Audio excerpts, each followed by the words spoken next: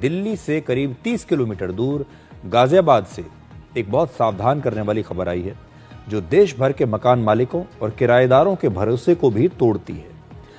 एक किराएदार पति पत्नी ने अपनी मकान मालकिन की केवल इसलिए हत्या कर दी क्योंकि वो उनसे किराया मांग रही थी, और ये बकाया जो किराया था ये सिर्फ 90,000 रुपए था।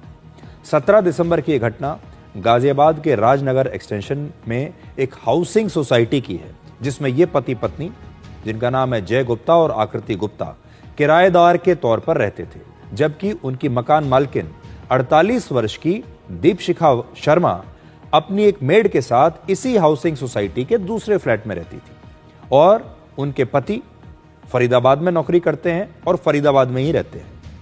किराएदार पिछले 5 महीने से किराया नहीं दे रहा था और मकान मालकिन अक्सर बकाया किराया मांगती रहती थी।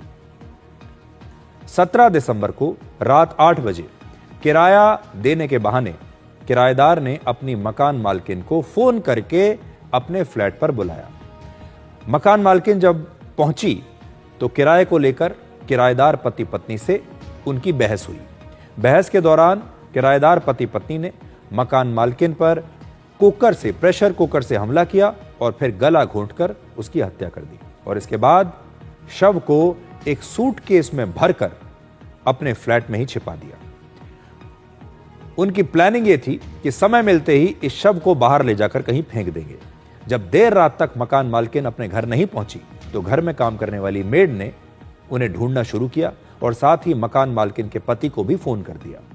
सोसाइटी के दूसरे लोगों ने भी जब खोजबीन की और उसके बाद भी दीपशिखा नहीं मिली तो सभी लोगों ने किराएदार के घर में जाकर तलाशी ली, और फिर वहां इस सूटकेस में उसका शव मिल गया।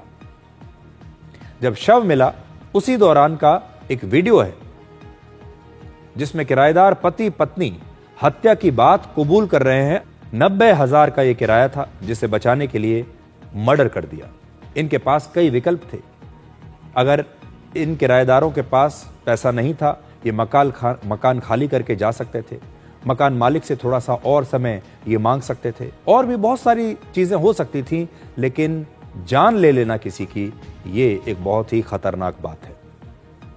इसलिए आपसे आज हम ये कहना चाहते हैं कि अगर आप अपना मकान किराए पर दे रहे हैं तो आपको सारी चीजें चेक करने के बाद, सारी वेरिफिकेशंस करने के बाद ही अपना मकान किराए पर देना चाहिए। और ये बात सिर्फ मकान किराए पर देने की नहीं है। अगर आप घर में भी किसी को रख रहे हैं, किसी के साथ कोई दूसरा काम का रिश्ता अपना जोड़ रहे हैं, तो आज का जो जमाना है वो कितना खराब हो चुका है, यहां आपने देख लिया।